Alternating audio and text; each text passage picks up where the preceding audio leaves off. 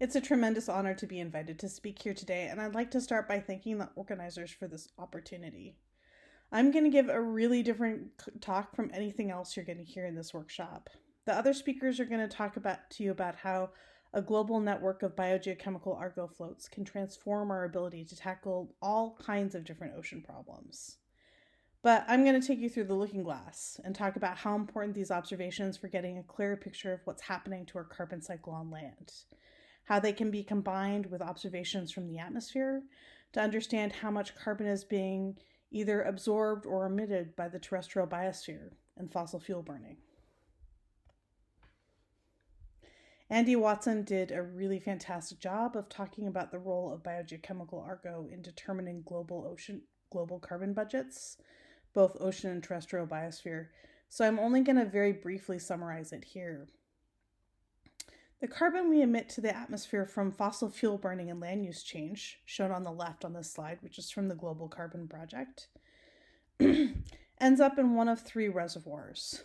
Some of it is absorbed by the oceans, some of it is absorbed by the terrestrial biosphere, and the rest stays in the atmosphere where it contributes to global warming.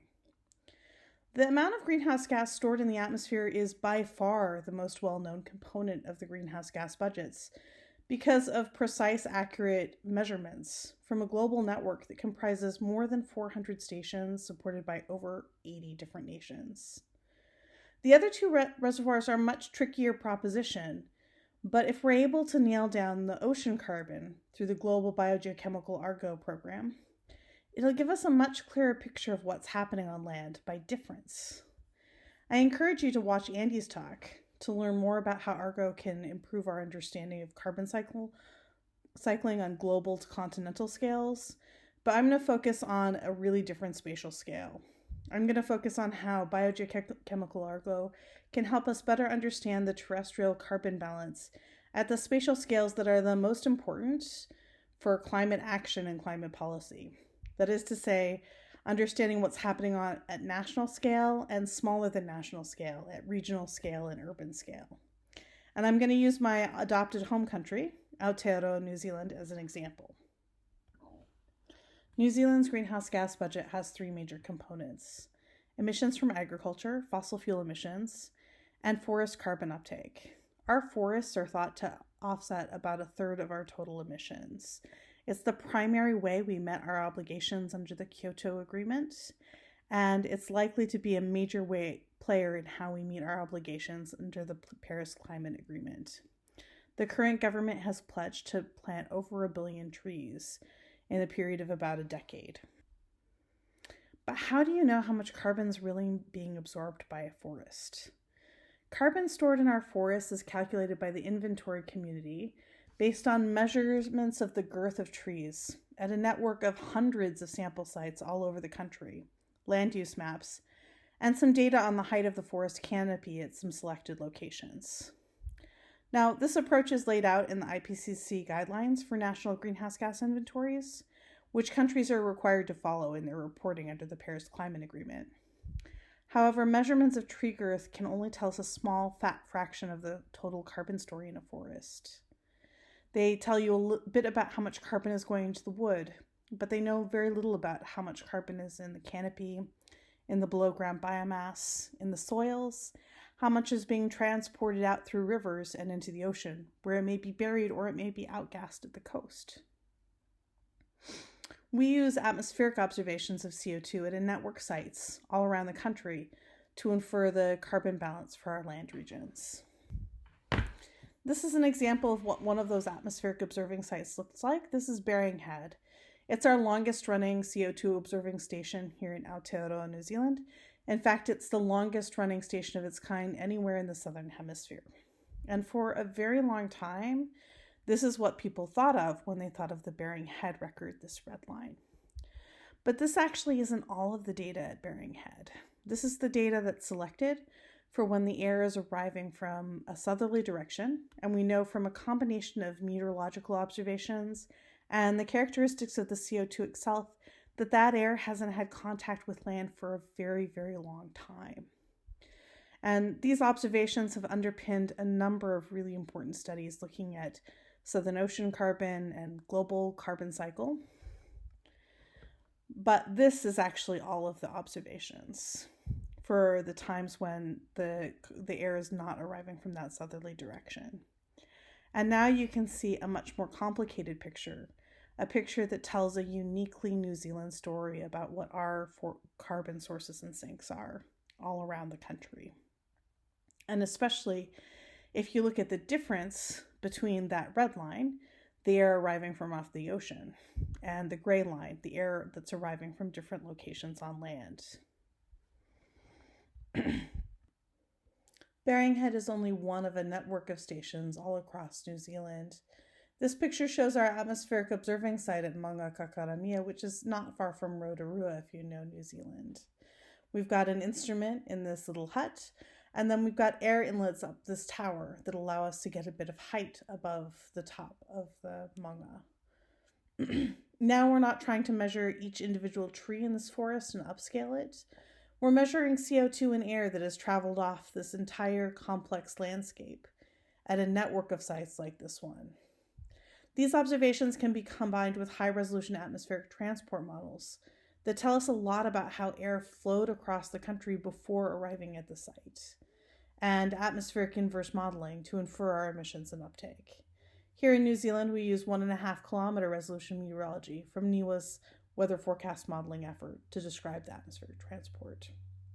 Now, I mentioned earlier that the inventory community uses methods laid out by the IPCC best practices guidelines, and they cannot do other. But the most recent refinement to these guidelines, which was published in 2019, recommends that countries begin using atmospheric observations and atmospheric inverse modeling to complement their existing inventory data. Now, most of the techniques that are prescribed in the IPCC best practices guidelines are bread and butter techniques that are widely in use around the world. But this is not that. Using atmospheric observations to infer emissions and uptake at national scale is still very much frontier science. New Zealand is among the first to establish a national scale inverse modeling effort for greenhouse gases, and to the best of my knowledge, we're the first to successfully tackle CO2. However, the carbon measurement community is likely to be called upon more and more to be able to support national inventory reporting.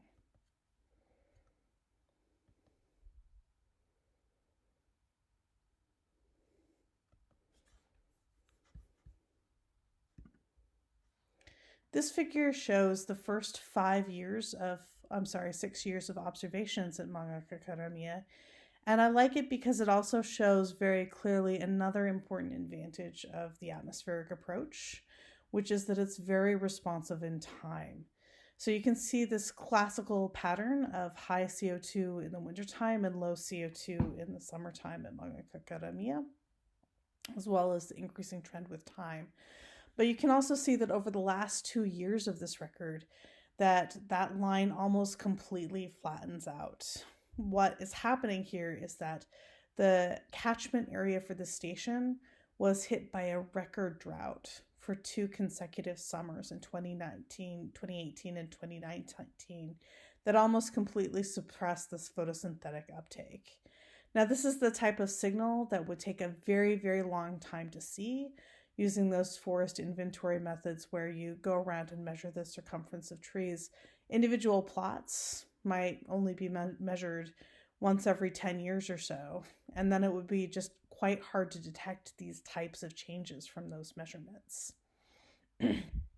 Looking to the future, where we're going to have stronger and stronger climate feedbacks, we'll be called upon more and more to be able to quickly establish changes in the carbon cycle and our ability to slow climate change with forests. And these atmospheric methods are going to be a really powerful way to do that.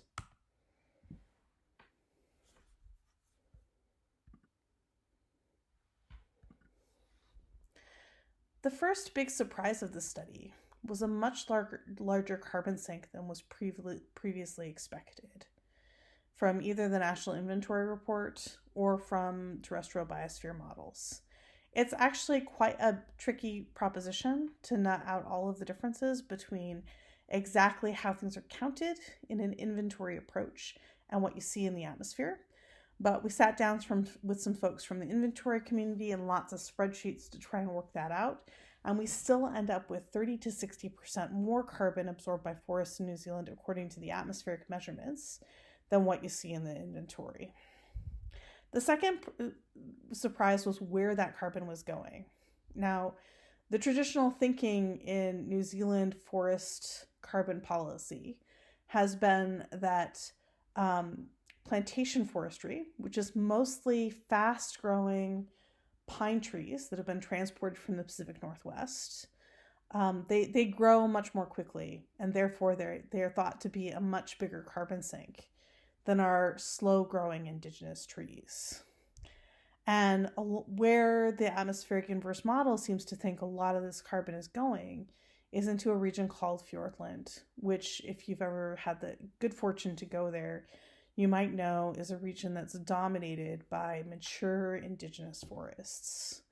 So this finding suggests that our strategy for how we're planting to slow climate change could be all wrong, and that there could be a much better pathway to slowing climate change by planting indigenous trees that would have a lot of other environmental co-benefits.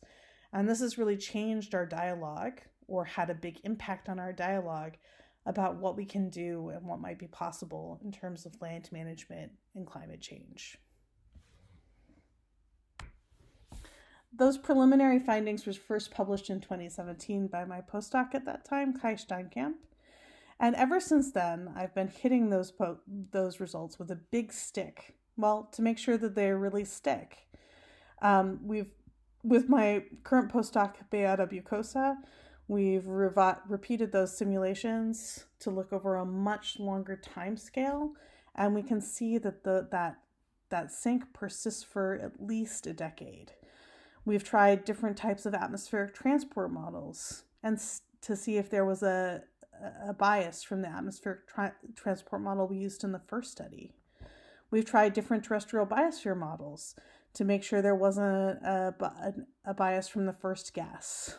My colleague Peter Sperlich, he started a series of measurements at the coast of Fiordland and in the interior, where he measures in flasks not just CO2, but a whole cocktail of isotopes and other trace gases to be able to really see a clear fingerprint of terrestrial biospheric uptake happening right inside that region that's bigger than one would expect from the terrestrial biosphere models. We've looked at available aircraft data from overpasses in campaigns like ATOM and Hippo. And all of these things, they're still pointing to a strong sink in that Fiordland region. But there's one thing that's really missing for us to be able to really nail down that story. And that thing is a clear picture of what's going on in the ocean. You see, Fiordland, like a lot of regions that are important forest carbon sinks, experiences a tremendous amount of rainfall.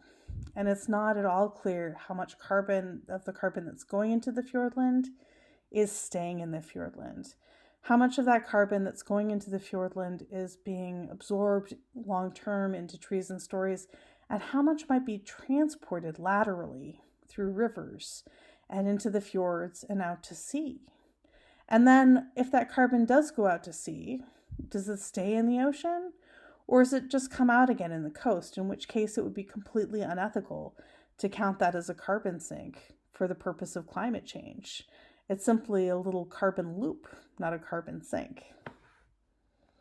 So we've started the process of doing as many measurements as we can on as many ship-based measurements as we can. And this figure is hot off the presses, is less than a week old.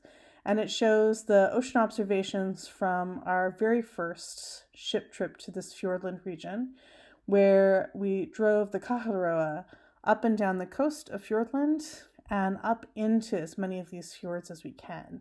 And although this is a very preliminary figure from our very first cruise, you can see that if you look at this middle pH figure, there is an incredible, interesting, and complicated story happening here, with all kinds of different signals. And while we started this work with ships because that's what we have available to us right now, you will never be able to do this work as well with opportunistic ship voyages, which if we're very, very lucky, we might get once a year, maybe sometime twice a year, as you will with something like an Argo network, especially if you were able to combine that Argo network with glider observations in the coastal region so that you could really track the spatial and variability and temporal variability of the carbon as that water reaches the sea and trace what's going on all the way from the coast out to sea and nail down those lateral transports. Otherwise, these atmospheric methods, you've got a huge risk of double counting your carbon uptake. And that's one of the huge issues we have to resolve if these approaches are going to be used to verify carbon inventories. While I focused most of the discussion so far on what's going on in Fiordland, because it was the home to some of our first really exciting results, we're in the process of radically expanding our measurements network across Aotearoa, New Zealand. By the end of this year, nationally, we expect to have 12 in situ observing sites in measuring CO2 and in some cases other greenhouse gases, and 8 flask measurement sites. And those sites, they're all working towards understanding what's going on nationally, but we also have smaller targeted networks of sites that are designed to look at what's going on in smaller regions that are really important for understanding what's going on for our national carbon balance. We'll have a small network in Auckland, which is Aotearoa, New Zealand's biggest city, home to about a third of our total population, to look at what the biogenic uptake is in one of New Zealand's greenest cities, as well as what our urban emissions look like. We'll have observations to complement what we're learning in Fiordland in plantation forestry at the Lake Taupo and Lake Rhoda Ira Forest Trusts in the central North Island, which manage land on behalf of more than 17,000 individual Indigenous landowners. And in addition to our supplementary studies in Fiordland, we also have some work going on in Rokumura Forest, which is the largest remaining Indigenous forest in New Zealand's North Island. Now, this forest has been completely devastated by possum infestations and other introduced pests, which are a huge problem in New Zealand, like many other land regions. And the Indigenous people of that region, Te Whana Apanui and Ngāti Porou, they've developed a partnership with DOC to do some significant pest eradication. And we're going to work alongside them to understand what the carbon impact is of that pest eradication program. And finally, we'll be looking at carbon exchange and methane emissions in pastures and grasslands that are so important to Aotearoa, New Zealand. So while I've talked a lot about national inventories, the ocean measurements can really support all kinds of while I've talked a lot about what's going on with national inventories and how important those are and how ocean measurements can support those, they can also support these smaller regional studies to look at all kinds of different carbon problems for any region that has a lot of coastline, both by giving you a constraint on what the inflow is coming into the region by difference, and also by understanding lateral fluxes as well. A few closing thoughts.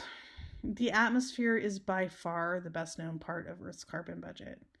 And as a direct result of that, atmospheric observations can be a powerful tool to understand what's going on with carbon emissions and uptake at urban scales right up to global scales.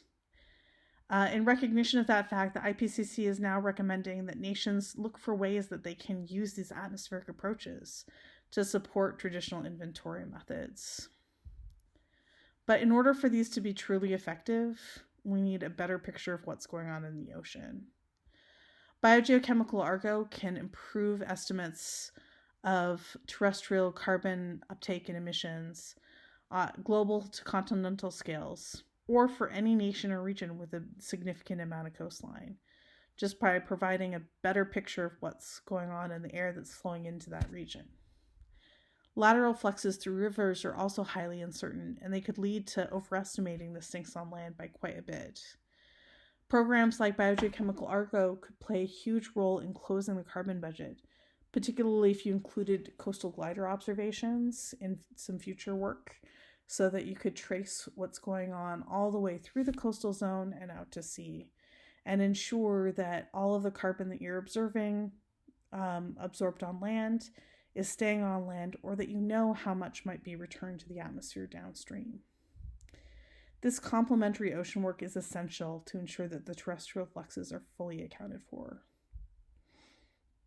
Those of us who have our eyes on carbon in the atmosphere and in the oceans, we're likely to be called upon more and more to use these observations to support the Paris Agreement, particularly as these treaties begin to grow teeth and there's more and more pressure. At the end of the day, you can hide a lot of things, but you cannot hide from the atmosphere. In closing, I'd like to thank the UK Met Office for the name model that we use, the NIWA's NZLAM and NZCSM modeling teams, which provide us output all the time from weather forecast models, the New Zealand's eScience infrastructure for the supercomputing resources, MB for funding, and also the NIWA In Situ measurements team, yesterday, today, and tomorrow. Our longest running atmospheric observing stations have been running for 50 years now, just a bit over 50 years, which is much longer than I've been running. Thank you very much for your attention.